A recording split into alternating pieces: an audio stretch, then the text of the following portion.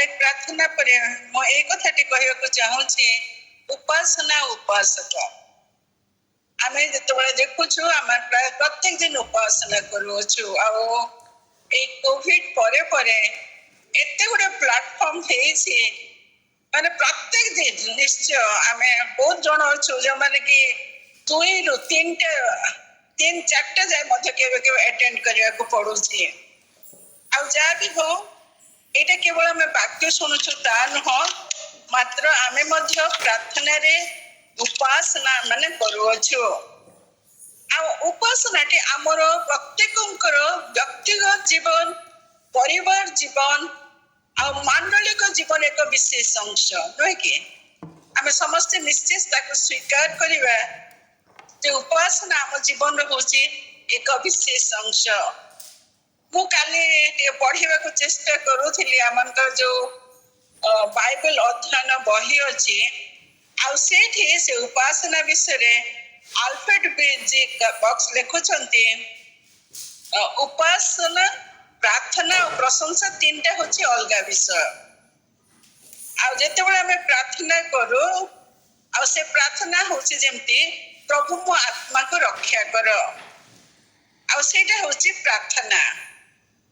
ଆଉ ଆମେ ଯେତେବେଳେ କହୁ ପ୍ରଭୁ ମୋର ପ୍ରାର୍ଥନା ଶୁଣେ, ମୋର ଆତ୍ମାକୁ ରକ୍ଷା କରିଥିବାରୁ ଧନ୍ୟବାଦ, ଆଉ ସେଇଟା ହଉଛି ପ୍ରଶଂସା। ଆଉ ଯେତେବେଳେ ଆମେ କହୁ ଯେ ପ୍ରଭୁ ତୁମେ ଯାହା କିଛି ଅଟ, ତୁମେ ମୋ ପାଇଁ ଯାହା ଅଟ, ସେଇଥିପାଇଁ ଧନ୍ୟବାଦ, ଆଉ ତା ହଉଛି ଉପାସନା। ଆଉ ଯଦି ଆମେ ଦେଖିବା ଏଇ ଉପାସନା ଶବ୍ଦଟି ଅନେକ ଥର ବାଇବେଲରେ ଲେଖା ଯାଇଛି। ଆଉ ପୁରାତନ ନିୟମରେ ପ୍ରାୟ 70 ଥର ସେ ଶବ୍ଦଟି ଅଛି, ଆଉ ନୂତନ ନିୟମରେ 65 ଥର ତାହା ଅଛି। ଆଉ ଆମେ ଯଦି ଦେଖିବା ଆମମାନଙ୍କର ଯୋଉ ପୂର୍ବ ମାନେ ବା ପିତୃପୁରୁଷ ଅବ୍ରାହମ, ଆମେ ସେମାନଙ୍କ ଠାରୁ ଏଇ ଉପାସନା ଦେଖୁଛୁ। କାରଣ ଜଣେ ଅବ୍ରାହମ ତାଙ୍କର ଏକମାତ୍ର ପୁତ୍ରଙ୍କୁ ବଳି ଦେବା ପାଇଁ ସେ ଯାଉଛନ୍ତି ପର୍ବତକୁ। ସେଇ ସମୟରେ ସେ ତାଙ୍କର ଦାସ ମାନଙ୍କୁ କହୁଛନ୍ତି ଯେ ମୁଁ ଆଉ ବାଳକ ଯିବୁ, ଆଉ ଆମେ ଉପାସନା କରି ଫେରି ଆସିବୁ, we'll worship and we'll come back।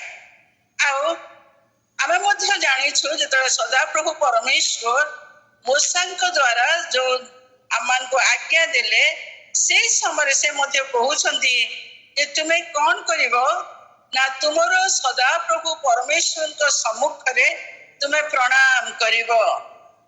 ଆଉ ଏଇଟା ଥିଲା ଏକ ଆଦେଶ, ସଦାପ୍ରଭୁଙ୍କର ପ୍ରଣାମ କରିବାର, ତାଙ୍କୁ ସ୍ୱୀକାର କରିବାର ଏକ ଆଦେଶ ଥିଲା। ଆଉ ସେଠି ଦେଖା ପ୍ରଥମ ଆଜ୍ଞା ଥିଲା, ଆମ୍ଭକୁ ଛାଡି ଆଉ କାହାକୁ ଈଶ୍ୱର ବୋଲି ନ ମାନ, ମୁଁ ହଉଛି କେବଳ ତୁମର ଈଶ୍ୱର, ତୁମେ ମତେ ମାନିବ। ଆଉ ଯେତେବେଳେ ଆମେ ଦେଖୁଛୁ ପ୍ରଭୁ ଯୀଶୁ ଖ୍ରୀଷ୍ଟ ମଧ୍ୟ ଶୟତାନ ଦ୍ୱାରା ଯେତେବେଳେ ପରିଚାଳିତ ହେଲେ, ସେଇ ସମୟରେ ମଧ୍ୟ ସେ ଯେତେବେଳେ ଶୟତାନ ତାଙ୍କ ପରୀକ୍ଷା କରୁଛି, ଲୋକଲିଖିତ ସୁସମାଚାର ତାର 4 ପର୍ବ 8 ପଦରେ ସେଠି ଲେଖା ଯାଉଛି, ତୁମ୍ଭେ ପ୍ରଭୁ ଆପଣା ଈଶ୍ୱରଙ୍କର ପ୍ରଣାମ କରିବ, ଆଉ କେବଳ ତାହାଙ୍କର ଉପାସନା କରିବ। ତୁମ ଜୀବନରେ ତୁମେ କଣ କରିବ? ପ୍ରଭୁ ଈଶ୍ୱରଙ୍କୁ ପ୍ରଣାମ କରିବ ଓ ତାହାଙ୍କର ଉପାସନା କରିବ। ଆଉ ଯେତେବେଳେ ଉପାସନା ଶବ୍ଦଟି ଆମେ bow down before him, ତାଙ୍କର ଚରଣ ତଳେ ଆମେ ନତମସ୍ତକ ହେବା, ତାଙ୍କୁ ଆମେ ପ୍ରଣାମ କରିବା। ଆମେ ଜାଣିଛୁ ପ୍ରଭୁ ଯୀଶୁ ଖ୍ରୀଷ୍ଟଙ୍କର ଜନ୍ମ ସମୟରେ ପୂର୍ବ ଦେଶର ପଣ୍ଡିତ ମାନେ ଆସିଲେ, ସାନ କ୍ଷୁଦ୍ର ବାଳକଟିଏ, ଆଉ ତାକୁ ସେ ପ୍ରଣାମ କଲେ, କାରଣ ସେମାନେ ଜାଣିଲେ ସେ ହଉଛନ୍ତି ସେଇ ପିତା। ଗୀତ ସଂଗୀତ ତାର 45 ପର୍ବ 11 ପଦକୁ ଯେତେବେଳେ ଆମେ ଆସୁଛୁ, ସେଇଠି ମଧ୍ୟ ସେଇଠି ଲେଖାଯାଉଛି, କାରଣ ସେ ତୁମଙ୍କର ପ୍ରଭୁ, ତୁମ୍ଭେ ତାହାଙ୍କୁ ପ୍ରଣାମ କର। ମୋର ପ୍ରିୟ ମାନେ, ଆଜି ଆମମାନଙ୍କର ଚିନ୍ତାର ବିଷୟ, ଯେତେବେଳେ ଆମେ ପ୍ରଭୁଙ୍କର ଉପାସନା ପାଇଁ ବସୁ, ଆମେ କଣ ତାଙ୍କୁ ପ୍ରଣାମ କରୁ କି? ଆମର ଏ ପାଖରେ ମାନେ ବଲାଙ୍ଗୀର ଅଞ୍ଚଳର କଥା ମୁଁ କହୁଛି, ଆମମାନଙ୍କର ଯୋଉମାନେ ଆମଠୁ ବୟସରେ ବଡ, ଆମେ ସେମାନଙ୍କୁ ପ୍ରଣାମ କରୁ। ଆଉ କେବେ କେବେ ଗିର୍ଜାରେ ବସିଥାଉ ଆଉ ଯେତେବେଳେ ଆମ ପାଖରୁ ଆମଠୁ ଯେ ଗୋଟେ ବୟସ୍କ ଆସେ ତାକୁ ଆମେ ପ୍ରଣାମ କରୁ। ଆଉ ମୁଁ ଅନେକ ଥର କୁହେ ଯେ ଗିର୍ଜା ଘରକୁ ଯେତେବେଳେ ଆମେ ଆସିଛୁ କେବଳ ପ୍ରଭୁଙ୍କୁ ପ୍ରଣାମ କରୁ। ଆଉ ଅନ୍ୟମାନଙ୍କୁ ପ୍ରଣାମ କରିବା ଭକ୍ତି ଦେଖେଇବା ସମୟ ତ ଅଲଗା ଥାଇପାରେ, ସେ ଯାହା ବି ହଉ। ଆମେ ଯେତେବେଳେ ଉପାସନା କରୁ we bow down before him, ତାଙ୍କ ପାଖରେ ଆମେ ନତମସ୍ତକ ହେଉ, ତାଙ୍କର ଚରଣକୁ ଆମକୁ ଚୁମ୍ବିବାକୁ ଅଛି, ତାଙ୍କୁ ସ୍ୱୀକାର କରିବାକୁ ଅଛି ଯେ ତୁମେ ହେଉଛ ମୋର ପ୍ରଭୁ, ମୋର ଈଶ୍ୱର। There is no one like you, ତୁମ ପରି ଆଉ କେହି ନାହିଁ ଜଗତରେ, ତୁମେ ହେଉଛ ମୋର ପ୍ରଭୁ।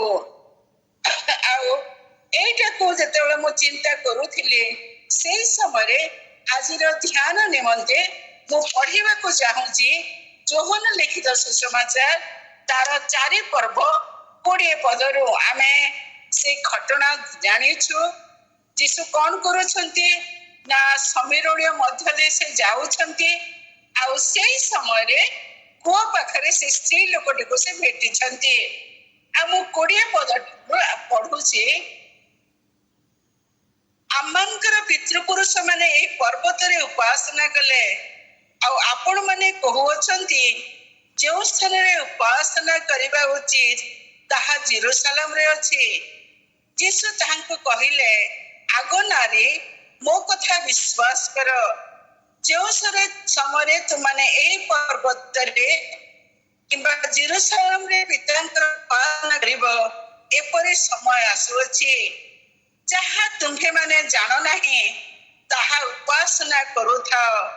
ଯାହାଙ୍କୁ ଆମ୍ଭେ ଜାଣୁ ତାହାଙ୍କୁ ଉପାସନା କରୁଥାଉ, କାରଣ ପରିତ୍ରାଣ ଜିହୁଦୀମାନଙ୍କ ମଧ୍ୟରୁ ଆସେ। ପ୍ରଥମ ମୁଁ କେବଳ ସେତିକି ମାତ୍ର ପଢିବାକୁ ଚାହୁଁଛି ଯେ ଏଇଠି କଣ ହେଇଛି ଆମେ ଜାଣିଛୁ ଯେ ସମୀରଣୀୟ ସ୍ତ୍ରୀ ପାଣି କାଢିବାକୁ ଆସିଛି ଆଉ ଯୀଶୁଙ୍କର ସେତେବେଳେ ସେଇ ସମୀରଣ ମଧ୍ୟ ଦେଇ ତାଙ୍କୁ ଗାଲିଲିକୁ ଯିବାକୁ ପଡୁଛି।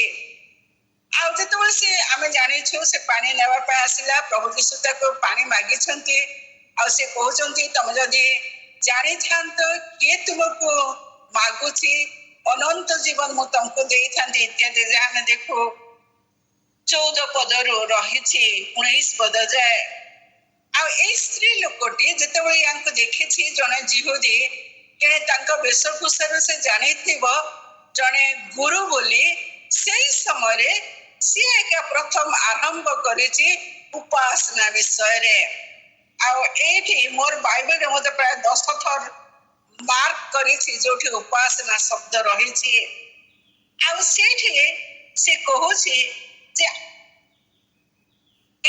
ପର୍ବତରେ ଉପାସନା କଲେ ଆଉ ଆପଣ ମାନେ କହୁଛନ୍ତି କେବଳ ଜେରୁସାଲେମରେ ଉପାସନା କରିବା ଉଚିତ, ନୁହେଁ କି? 20 ପଦରେ ତାହା ହିଁ ଲେଖା ଯାଇଛି। ଆଉ ଏଇଟାକୁ ଯେତେବେଳେ ମୁଁ ଦେଖୁଥିଲି ସେଇ ସମୟରେ ଅନେକଙ୍କର ଭ୍ରାନ୍ତ ଧାରଣା ଥିଲା ଯେ ଈଶ୍ୱର ହଉଛନ୍ତି ସ୍ଥାନୀୟ, ଗଡ୍ is the local.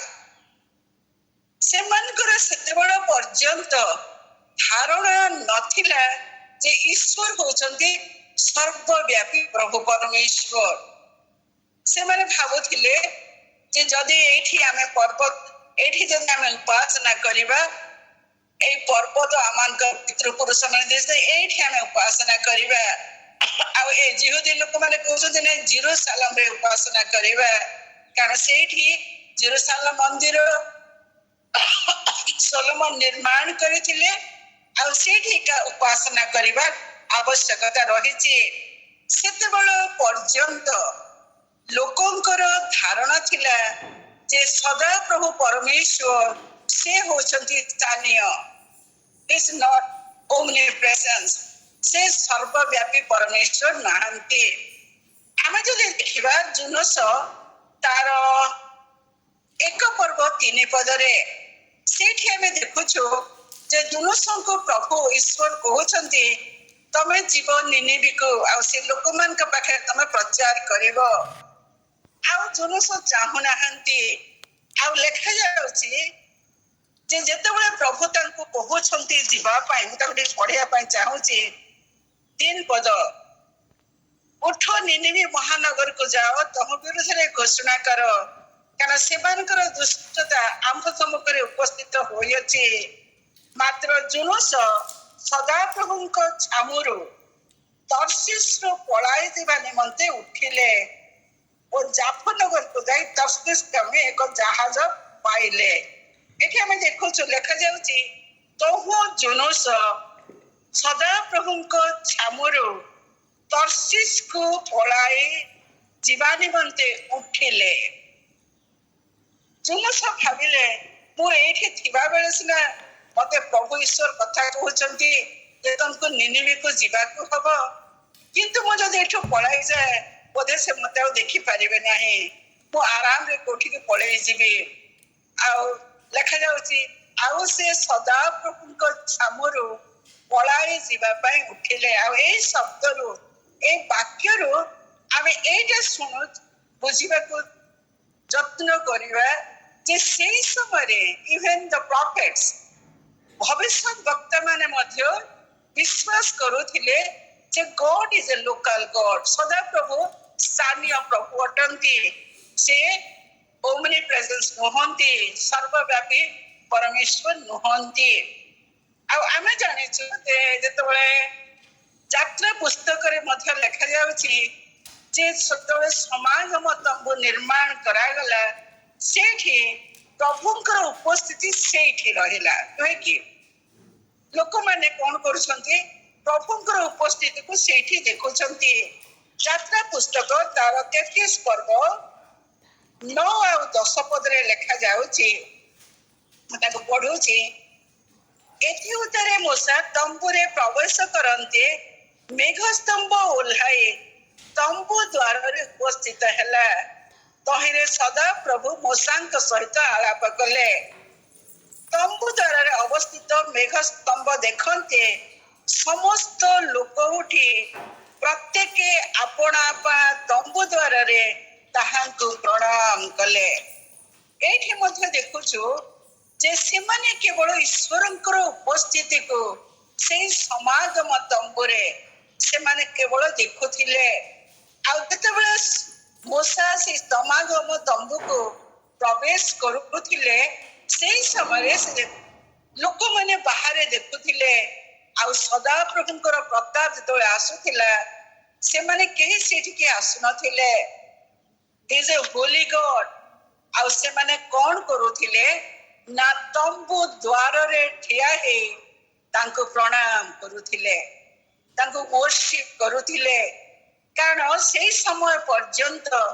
he is a God who is present only in the tabernacle से केवल से समागम तंबुरे से मान को देखा दौथिले आउ ए स्त्री लोकर से धारणा थिला जे सदा प्रभु परमेश्वर एक स्थानीय एक लोकल गॉड मोर प्रिय माने आमनकर मध्य अनेक समय आमे सिना कहूछु सदा प्रभु तुम्हें सर्वव्यापी मात्र आम जीवन मध्य केवे केवे आमे तो उपासना को आसु आमर जो गिरजा घर सब रही आमनकर समस्तंकर एकत्र सम्मेलन पाए सेठी आमे भाबु जे प्रभु खाली एठी रहउचंती आम घर मानकर नाहांती आ जेतबे सेठी के आमे जाऊ को प्रभु तुमर उपस्थिति एठी रही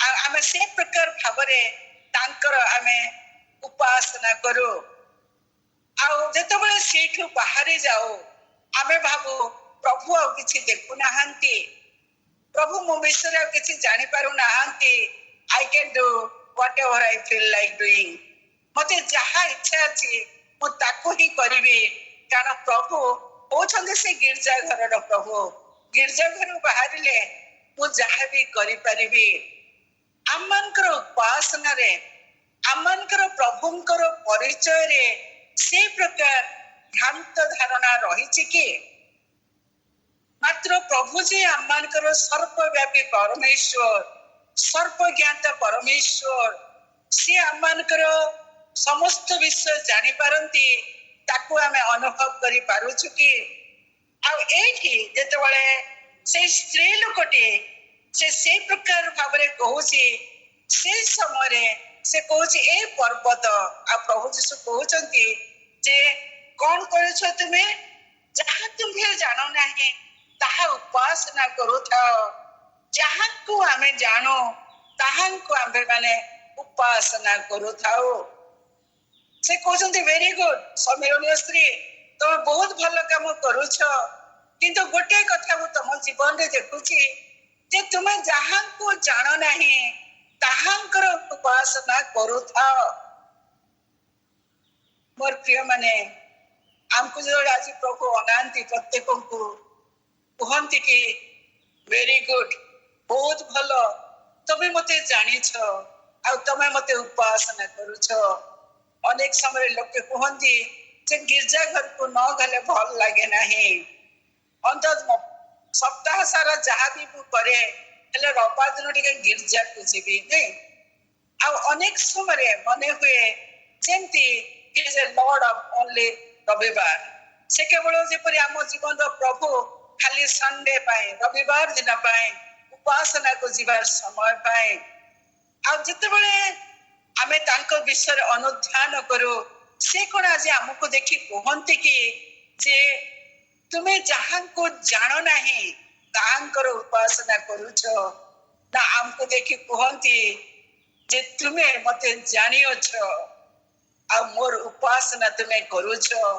आम मन रे कौन से प्रकार भ्रांत धारणा रही कि से समय सम्मेलन रे आ गोटे विशेष विषय आसुथिला जहाँ कि मु कहिबी जे एक प्रकार मिक्स्ड वर्शिप एक प्रकार मिश्रण रो उपासना से लोक माने करुथिले यदि आपण माने पढ़िबे द्वितीय वंशावली द्वितीय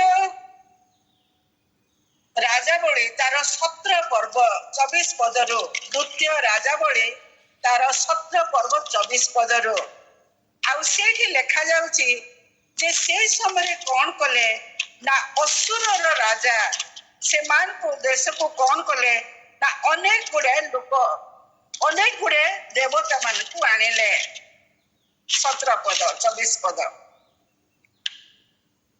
विजातीय गोष्ठी को समरिया स्थापना से लिखा जाउची अनंतर असुर राजा बाबिल उथा अब्बा ओ हमान ओ सपबियम ठारो लोक आनी इस्राएल संतान बदले समरिया नाना नगर रे स्थापन कले तहु से माने समरिया अधिकार करे तहिरे नाना नगर रे वास कले तापर लेखा जाउची से मान केवल सेठी वास कले नहे ता नहे तापर से माने कहउछंती 29 पद रे प्रत्येक तथापि प्रत्येक गोष्ठी अपना अपनार देवतार प्रणाम निर्माण कले ओ समरिया लोक माने उच्च स्थली मानकरे जे सब गृह निर्माण करिथिले तहि मध्य रे प्रत्येक गोष्ठी अपना अपना निवास नगर रे अपना अपनार देवता निर्माण कले आ एठी हमें देखुछु जे 25 पद रे लिखा जाउची ए रूपे से माने सदा प्रभु को भय कले ओ आपण मान को निमंते आपण मान को मजरू उच्च स्तरीय सबुर जाजक मान को नियुक्त कले एठी हमें देखुछु जे असुर राजा कोन करूछंती ना 5 प्रकार लोकों को आनुछंती आ जोठी के से माने तो आसीछंती से माने आपनार देवता मान को लेके आसीछंती आ सेठी से माने उच्च स्तरीय सब निर्माण करूछंती केवल उच्च स्तरीय से माने निर्माण करूछंती ता नहे मात्र ता संगे से माने कोन करूछंती सदा प्रभुंकर सेवा मध्य करूछंती अनेकंकर इंटरप्रिटेशन मु तो ठीक कहि पारि नाही मात्र अनेक ए प्रकार इंटरप्रेट करंती जे ए जो प्रभु जीशु कहिले सम्मेलन स्त्री को जा तुम्हारा 5 समय को टकी आनो से बोधे से मीन करुले से जो 5 प्रकार लोक आसिले 5 असुर राजा जो मान को आनिले आ सेठी स्थापन कले से मान कर जो देवता सब आ एठी हमें देखु छु ए लोक माने कोन करूथिले ना ए जो उच्च स्थल सब निर्माण करूथिले से मान कर आराधना करूथिले ସେମାନଙ୍କର ଉପାସନା କରୁଥିଲେ, ତା ସହିତ ସେମାନେ କଣ କରୁଥିଲେ ନା ସତ୍ୟ ପରମେଶ୍ୱରଙ୍କର ମଧ୍ୟ ଉପାସନା କରୁଥିଲେ। ଅନେକ ସମୟରେ ଆମେ ଯେତେବେଳେ ସେ ପ୍ରକାର ଏକ ପରିସ୍ଥିତିକୁ ଦେଖୁ, ଆମେ କହୁ ଯେ ସେଟା କି ପ୍ରକାର ଏକ ଉପାସନା। ଆମେ କି ଜାଣି କାହାକୁ ଆମେ ସହଜରେ ସେଥିପାଇଁ ଟିପ୍ପଣୀ ଦେଇପାରୁ। ମାତ୍ର ମୋର ପ୍ରିୟ ମାନେ, ଆମେ କି ଜାଣି ଅନେକ ଅଛୁ ଯୋଉମାନେ ଆମେ କହୁଛୁ ଯେ ଆମେ ସଦା ପ୍ରଭୁ ପରମେଶ୍ୱରଙ୍କୁ ଜାଣିଅଛୁ, ଆମେ କେବଳ ତାଙ୍କର ଆରାଧନା କରିବା, ମାତ୍ର ଆମମାନଙ୍କର ଜୀବନରେ ଏ ପ୍ରକାର କୌଣସି ମନ୍ଦ ଅଭ୍ୟାସ ରହିଛି, ଏ ପ୍ରକାର କୌଣସି ଆସକ୍ତି ରହିଅଛି ଯାହାକି ଆମ ଜୀବନରେ ପ୍ରାୟୋରିଟି ପ୍ରଧାନ ସ୍ଥାନ ନେଇଛି କି ଆମେ କହୁଛୁ ୟେସ୍ ଏଇଟା ବି ହବ ଏଇଟା ବି ହବ, ମତେ ତ କେହି ଦେଖୁନାହାନ୍ତି, ମୋ ଜୀବନକୁ କେହି ଜାଣୁନାହାନ୍ତି, ଆଉ ଚାଲିବ ଯେମିତି ଚାଲୁଛି ଚାଲୁ। ଆଉ ତଦ୍ୱାରା ଆମେ ନିଜେ ଡିଫାଇଲ୍ ହେଉ ଆମେ ଯୋଉ ପରମେଶ୍ୱରଙ୍କର ସେବା କରୁଅଛୁ ତାହା କେବଳ ପ୍ରତାରଣା ମାତ୍ର। ପ୍ରଭୁ ଯୀଶୁ କହିଲେ ଯେ ତୁମେ କଣ କରିବ, ସମସ୍ତ ମନ ସମସ୍ତ ପ୍ରାଣ ସମସ୍ତ ଶକ୍ତି ଦେଇ ଆପଣ ଈଶ୍ୱରଙ୍କର ପ୍ରେମ କରିବ, ଆଉ ସେ ଈଶ୍ୱରଙ୍କୁ କେବଳ ତୁମେ ଉପାସନା କରିବ, ତୁମ ଛଡା ଆମ ଛଡା ଆଉ କାହାକୁ ଈଶ୍ୱର ବୋଲି ମାନିବ ନାହିଁ।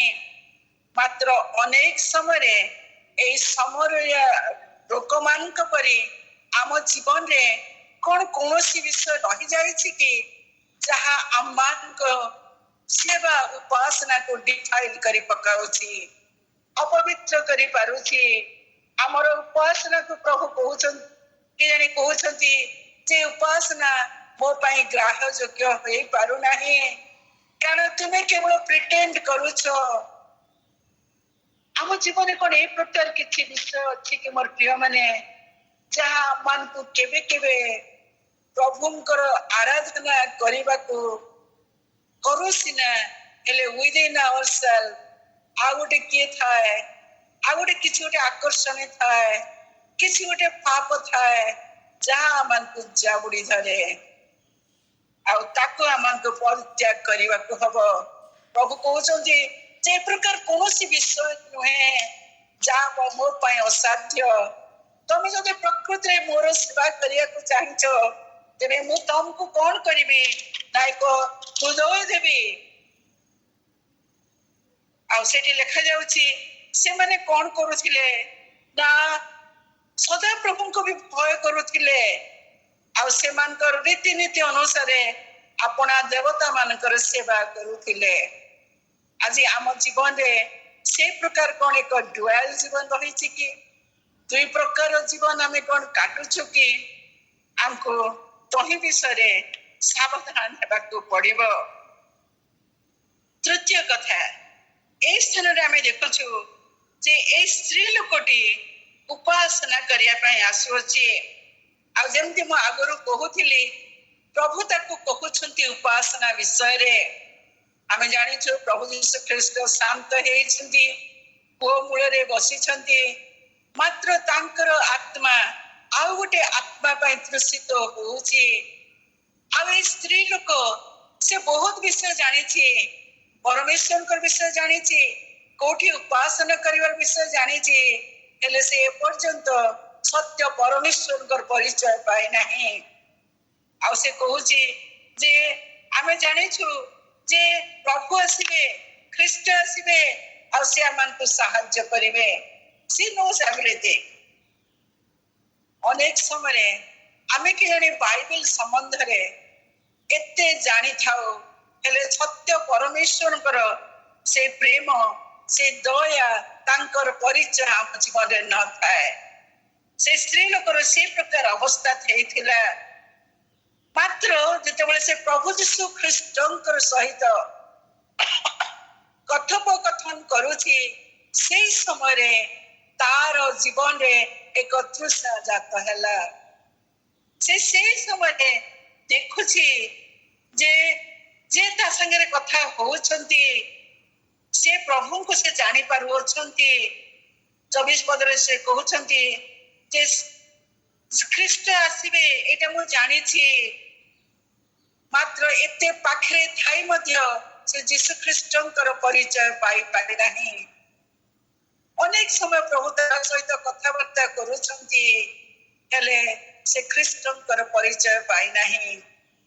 ମୋର ପ୍ରିୟମାନେ, ଆମମାନଙ୍କର କେବେ କେବେ ଆଗ୍ରହ ହୁଏ ପ୍ରଭୁ ଯୀଶୁଙ୍କ ବିଷୟରେ ଆହୁରି ଗଭୀର ଭାବରେ ଜାଣିବା ପାଇଁ, ଆହୁରି ତାଙ୍କର ସହିତ କ୍ଲୋଜର ୱାର୍କ କରିବା ପାଇଁ, ମାତ୍ର କେବେ କେବେ ଆମେ ତାଙ୍କର ସଠିକ ପତାପରା ପାଇପାରିନଥାଉ।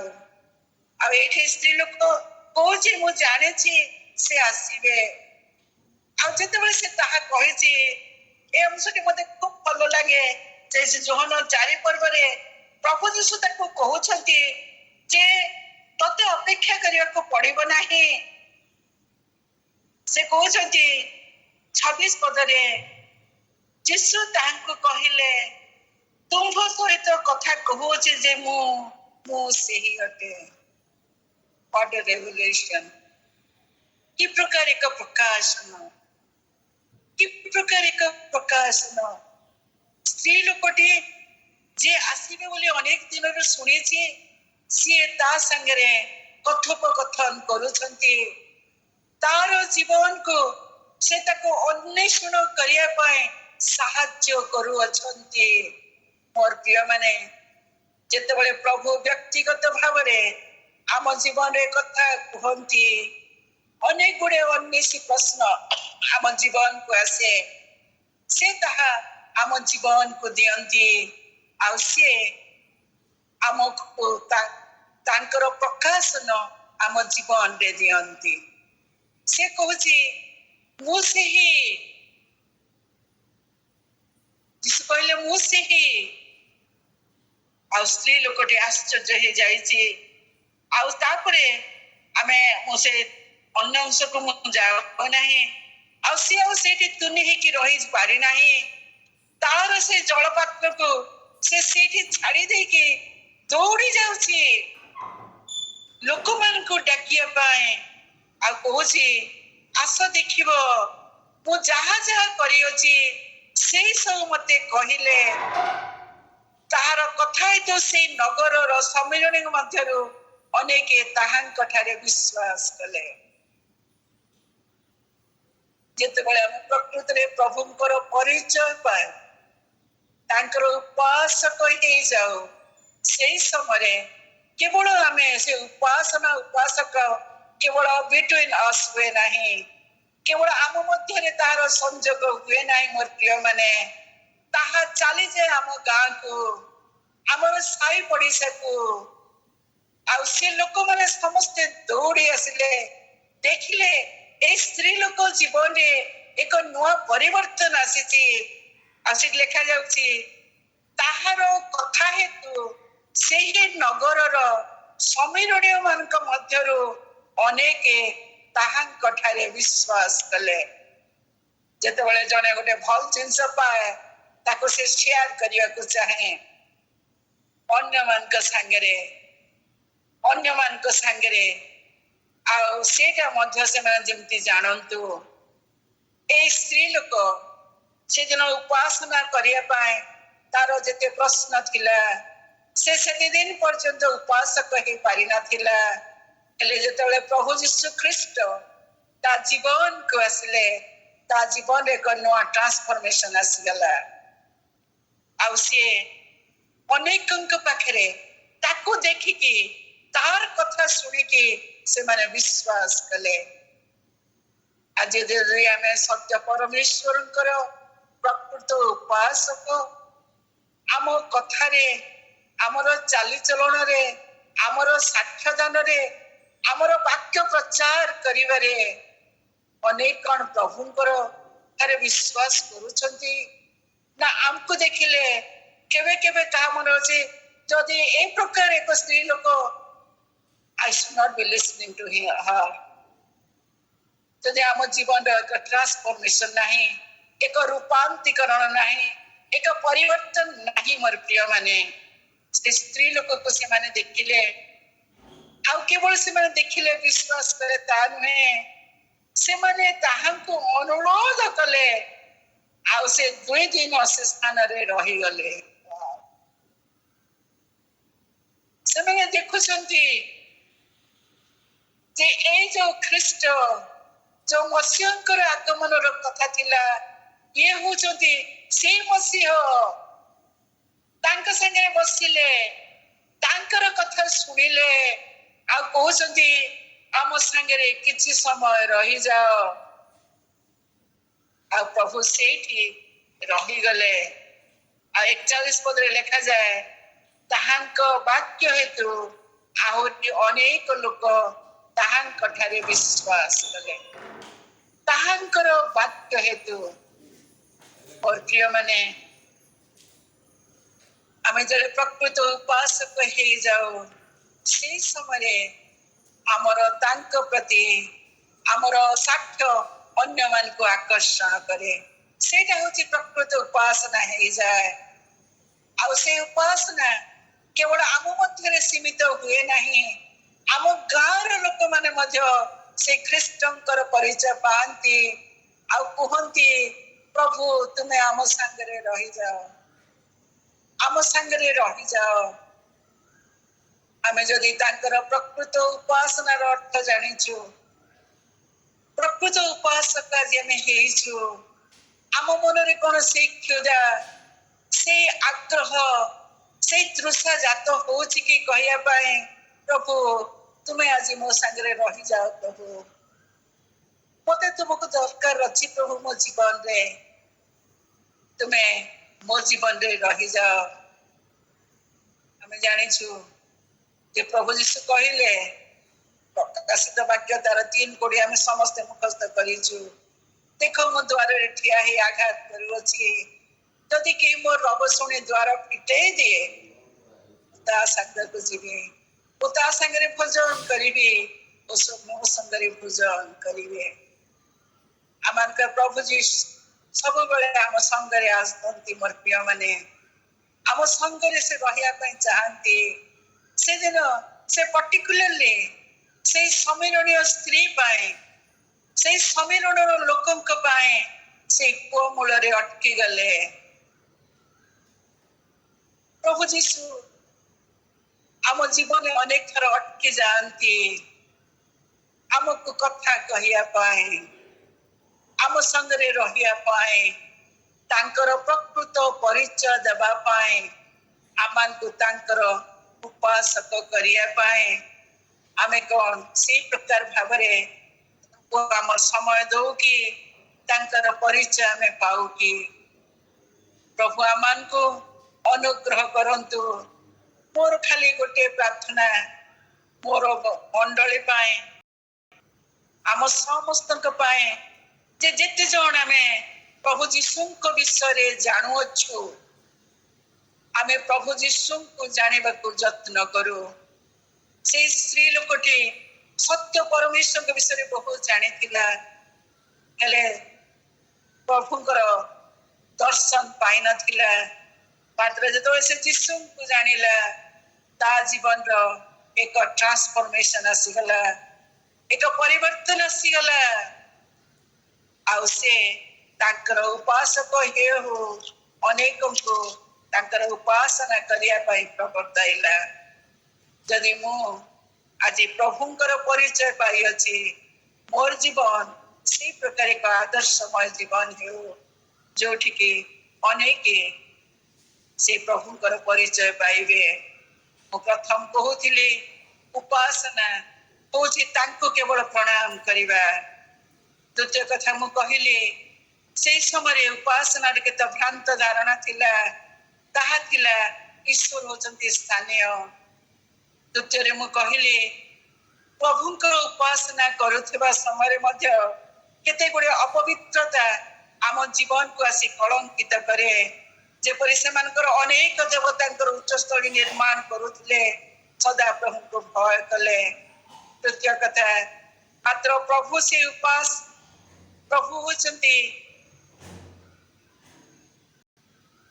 ଆମମାନଙ୍କର ପ୍ରଭୁ, ଯେ ଅପେକ୍ଷା କରନ୍ତି ଆମମାନଙ୍କୁ ଅନେକ ପ୍ରଶ୍ନ ପଚାରି, आमर डाउट क्लियर करे तांकर परिचय दियंती सेते बेले आमे तांकर उपासक हे जाऊ आमे तो तांकर प्रकृत उपासक हे जाऊ अन्य माने मध्य आम जीवन देखि तांकर उपासना करिया पाए तांकर संगरे से जेपरि रहि जानती सेति पे तांको अनुरोध करंती तेणु प्रभु आमान को एक सुंदर उपासनार मन दियंतु एक सुंदर उपासक करी अनेक आशीर्वाद स्वरूप व्यवहार करूँ आमीन।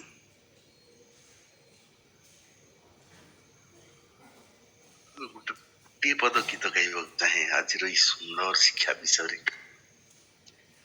तेरे स्तुति में करूं आराधना करूं दिल से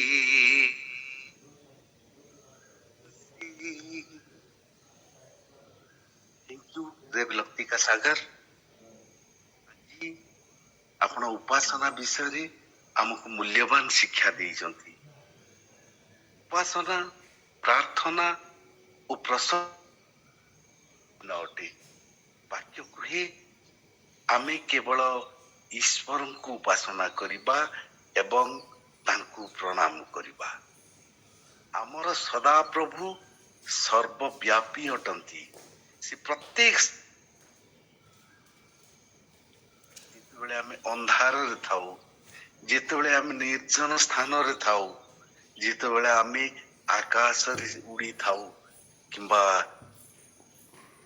प्रसातल को जाई थाऊ सेही समय रे सेही स्थान रे आमे तांकर उपस्थिति अनुभव करिबा। गोटे विषय जे प्रभु केवल गिरजाघर प्रभु नुहंती किंबा रविवार प्रभु नुहंती प्रत्येक समय से आम पाखरे अछंती और प्रत्येक समय आमे तांको आराधना करिबा आमे ताकर प्रशंसा करिबा एवं सेवा करिबा। प्रभुंकर सेवा करिबा संगे संगे आमे अन्य कौनसी देवतार सेवा करिबा नहीं कि विजाति माने करंती अनेक गुड़िए देवता से मानकर किंतु प्रकृति रे कौन आमे केवल प्रभु को ही सेवा करूछु।